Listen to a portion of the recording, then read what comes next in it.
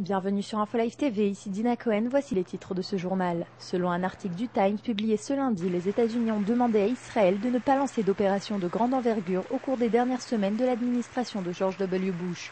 Les responsables de Tsahal avaient fait allusion dans le passé qu'une attaque préventive sur les installations nucléaires iraniennes pourrait être lancée avant l'arrivée du président américain élu Barack Obama au pouvoir. Obama est censé prendre ses fonctions le 20 janvier. Cette demande, qui aurait été transmise à Israël par le biais de hauts responsables américains, a été rappelée ce lundi à Ehud Olmert.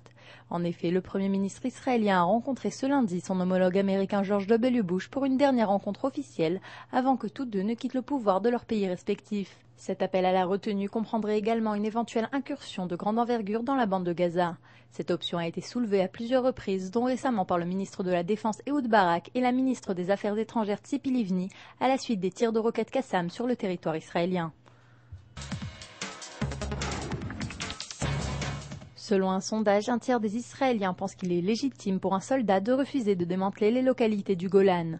Le sondage a été effectué par Mahagar Mochod pour une conférence sur un éventuel démantèlement du Golan qui se tiendra ce jeudi au collège Kinneret en Galilée. Les soldats de Tsahal ont été questionnés sur leurs intentions s'ils recevaient l'ordre d'évacuer les localités juives du Golan. 67% des soldats qui ont répondu ont affirmé qu'ils procéderaient à l'évacuation, alors que 33% ont déclaré qu'ils s'opposeraient à cet ordre.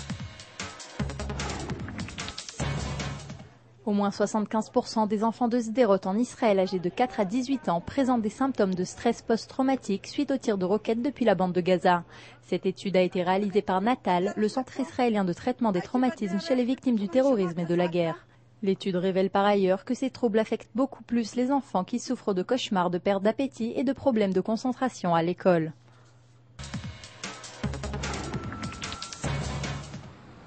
Ce jeudi 29 novembre, l'ONU marquera le jour international de solidarité avec les Palestiniens.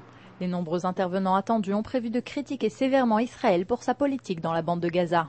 La nouvelle ambassadrice d'Israël à l'ONU, Gabriela Shalev, a prévu de s'adresser à l'Assemblée générale des Nations unies pour condamner l'organisation de cette journée.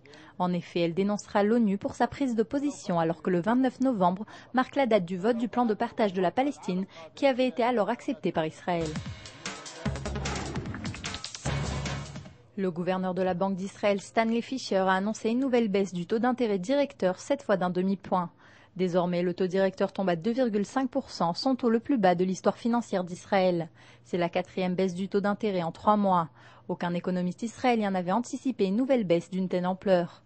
La Banque centrale justifie cette baisse par l'atténuation des pressions inflationnistes et par le retour de l'inflation à un taux compris entre 1 et 3% l'année. Enfin, retrouvez très prochainement sur InfoLive TV une analyse complète de la situation économique d'Israël en marge de l'actuelle crise financière internationale.